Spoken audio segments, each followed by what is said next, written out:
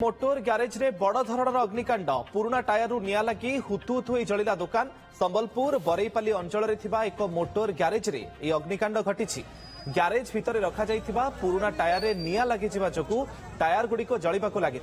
खबर पाई संबलपुर अग्निशम बाहिनी दुईटी दमकल गाड़ी घटनास्थल में पहुंची निया को आयत्त करथिले तेबे निया केमिति लागिला से कारण जना पड़ी नाही विद्युत सर्ट सर्किट जोगु यह अग्निकांड घटी अनुमान करा जाउछे।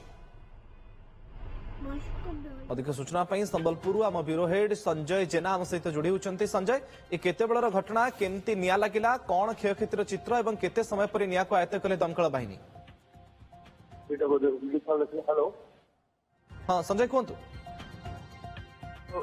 इतिमध्य निया निया आयत ही सारी कौन कारण अग्निकांड घटी ग्यारेज रे मोटर ग्यारेज अच्छी निया लगी निया लगे फल खबर पाई अग्निशम बाहिनी पहुंची पहुंची घटनास्थल पहुंचला 2 घंटा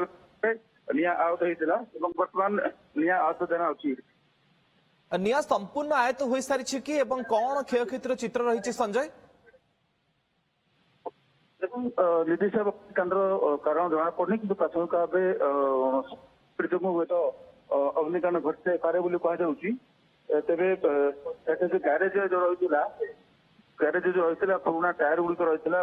अग्नि संयोग आसापर धीरे धीरे निया बढ़ी व्याप्ति होता अग्निशम बाहिनी घटनास्थल पहुंचला निया लिभा काम आरंभ करते निया लिभा काम आरंभ कला पाखापाखि 2 घंटा लगी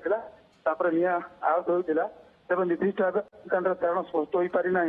संजय आम चित्र देखु कि गाड़ी रही क्षयक्षतिर कौन पूरा चित्र गाड़ी जली कि ना लगुच विजुआल गोटे जो पुराना बिल्डिंग ग्यारेज अर्थात जो बस गुड़िकर पुराना बस बॉडी तैयारी कर किसी दूर जो बस गुड़िक रही लगुला एमती सत जमी डरुची किंतु विजुआल देखा एक भ्रम सृष्टि होती बस जलुला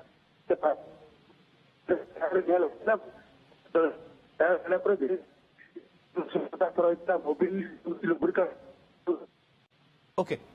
धन्यवाद संजय आपनकर सूचना पाई जो चित्र मध्ये आपण देखुचंती मोटर ग्यारेज रे बड़ धरणर अग्निकांड केमिति निया लागिला जदियो स्पष्ट कारण जना पड़ी नाही कहा जाउछि विद्युत सर्ट सर्किट रु ये निया लागि थाई पारे जेतु पुराना टायर गुडी रहितिला तेनु करी भयंकर अग्निकांड घटिछि मोटर ग्यारेज रे एवं अग्निशम बाहिनी पहुंची पाखापाखि 2 रु 2.5 घंटा भितरे निया को मध्य आयत्त करिथिबा जना पड़िछि। संबलपुर बरईपाली छकरे घटी अग्निकांड मोटर ग्यारेज रे भयंकर निया लगी पुराना टायर रु निया लगी हुतु हुतु जलिथिला पूरा दुकान